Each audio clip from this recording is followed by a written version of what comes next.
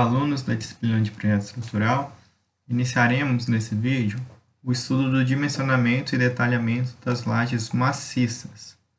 Para isso, veremos 11 passos. O primeiro, a classificação, se a laje é armada em uma ou duas direções, as condições de contorno da laje, o pré-dimensionamento, como que é feito para pré-dimensionar a espessura da laje, as espessuras mínimas exigidas pela norma, cargas atuantes, verificação do esforço cortante, similar ao que foi visto em viga, determinação dos momentos fletores, compatibilização dos momentos negativos das lajes, determinação da área de aço e a verificação da área de aço mínima para então realizar o detalhamento das armaduras. São esses os passos e nesse primeiro vídeo nós estaremos vendo os 4 primeiros passos para o dimensionamento de uma laje. Sabendo a geometria da minha laje, o vão entre as vigas, que a laje vai estar apoiada, eu vou definir o meu LX como sendo o menor vão da laje e o LY o maior. Quando eu faço a divisão do maior pelo menor, eu vou encontrar um fator que a gente chama de lambda. Esse número vai determinar se a laje é armada em uma ou duas direções. Se a diferença, a divisão do maior pelo menor for maior do que 2, eu digo que ela vai ser armada em uma direção. Se for menor ou igual a 2, eu considero armada em duas direções. O comportamento de uma laje armada em uma direção é similar de uma viga, onde tem apoios só de dois lados, porque na outra direção a largura é tão grande que não vai influenciar muito com relação aos momentos, esforços cortantes que nós veremos nas próximas semanas. Então, um exemplo, se eu tenho uma laje com vão de 5,50 por 2, para eu descobrir se ela é armada em uma ou duas direções, eu divido o maior vão pelo menor, 2,75, como é maior do que 2, é armado em uma direção. Já uma outra laje de 3,50 por 3, eu divido 3,50 por 3, 1,17, menor ou igual a 2, então armada em duas direções. Essa classificação é bem simples de ser realizada, é só fazer uma divisão, e isso vai determinar como eu vou encontrar o meu esforço cortante e momento fletor, porque é diferente se a laje é armada em uma ou duas direções. Outro elemento que eu preciso verificar são as condições de contorno, aí já é um pouquinho mais complicado de se definir.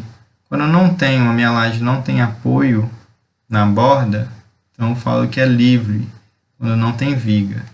Quando tem viga, minha laje está apoiada em viga, pode ser tanto simples ou engaste, dependendo se tiver continuidade ou não com a laje vizinha. Como que eu faço essa verificação quando eu tenho viga? Aí tem algumas condições que nós veremos agora. Eu tenho minha laje 1 e laje 2, eu sempre verifico as condições de contornos individualmente, laje por laje. Então, na laje 1, como eu não tenho continuidade na parte superior, nem do lado, nem da inferior, então esses 3 lados são apoios simples. Porém, como aqui eu tenho continuidade com a laje 2, desse lado eu posso considerar essa borda como sendo um engaste. Por quê? Porque a minha laje 1, o vão dela, o A1, é menor do que o vão da laje 2. Sempre é menor, ela pode ser engastada na maior. Agora, a maior, eu só posso engastar minha laje maior na menor se o vão da minha laje, quando eu multiplicar por 0,8, passar a ser menor ou igual ao vão da laje menor. Falando é bem complicado, com os exemplos fica um pouquinho mais fácil de entender. Por exemplo, a laje de L1, 3,60 por 3, e a laje 2, 3,60 por 4. Então, vou verificar essas 3 bordas não têm continuidade, são apoios simples, e essa borda tem continuidade, eu tenho que verificar. Para a minha laje 1, eu verifico. O meu vão da laje 1 é 3, é menor do que da minha laje vizinha, então eu posso engastar esse lado da minha laje 1. Agora a verificação para a minha laje 2. Apoio simples, simples e simples, porém, do lado esquerda eu verifico. Minha laje 2, o vão é 4, é maior do que a laje vizinha. Então, multiplico 400 por 0,8, 320. Continuou sendo maior, então não posso considerar um engaste. Ou seja, minha laje 1, as condições de contorno, apoio simples, simples e engaste. A laje 2, só apoio simples. Mas é a mesma viga, uma está engastada, a outra não, é isso mesmo. O comportamento vai ser um pouco diferente quando eu tenho uma laje menor e outra maior. Então, para a minha laje 1, essa viga eu considero como sendo engaste. Para a minha laje 2, eu considero um apoio, porque pode sofrer uma certa rotação. A minha laje 1 já não, porque para rotacionar eu teria que levantar a laje 2, e a minha laje 2 tem inércia suficiente para impedir. Outro exemplo, se o vão da laje 2 fosse 3,80, a laje 1 continua sendo menor, pode engastar. Já a laje 2, se eu multiplicar por 0,8, então vou ter um valor de 3,4, que 0,8 de 3,80 a 3,4 passou a ser menor do que a minha laje do lado. Então, mesmo sendo maior, eu posso engastar. Então, faço essa verificação. Eu tenho alguns exemplos, dependendo do projeto, onde eu tenho esse outro tipo de problema para fazer a minha verificação. Então, eu tenho aqui 3 lajes. A minha laje 1 tem um apoio simples, simples e simples. E o meu A1, se for menor, como está indicando o desenho do que A2, eu posso engastar. A minha laje 2, eu tenho que verificar. A laje 1 é menor, então eu multiplico por 0,8 para verificar se passa a ser menor ou igual. Se atendeu, eu ainda tenho que fazer uma segunda verificação. Por quê?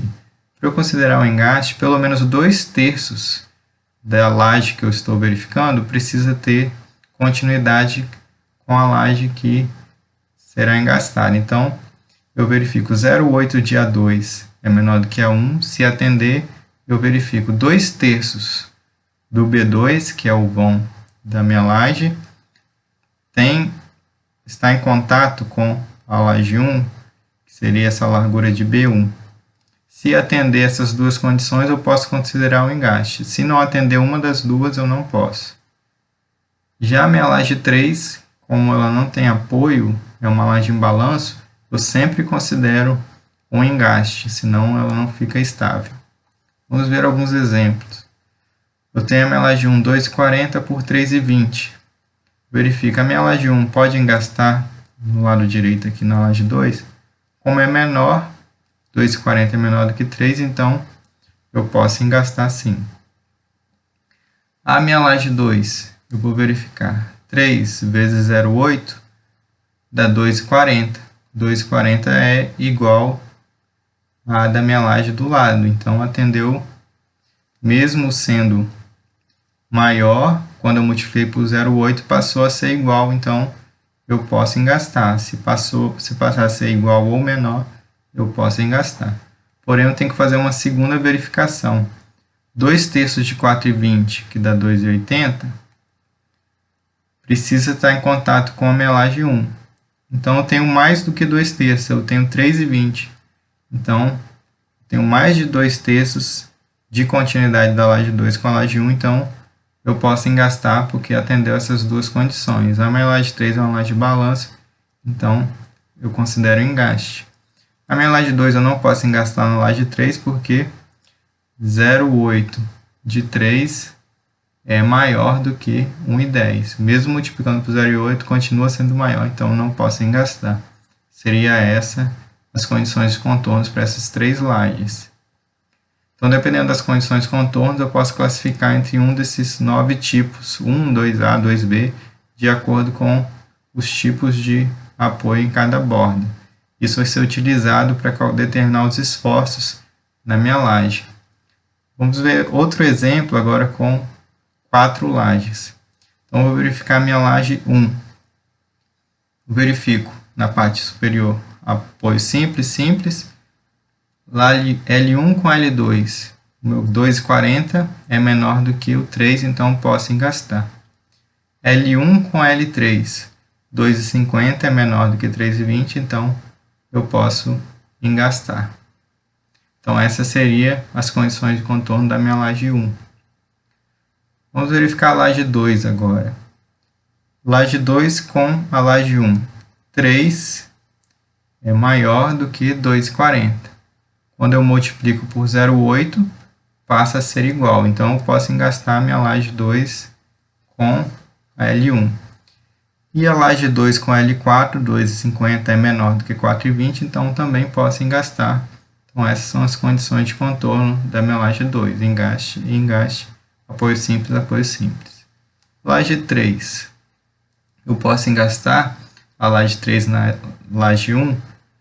O vão da minha laje 3 é 3,20, é maior do que da minha laje 1, que é 2,50.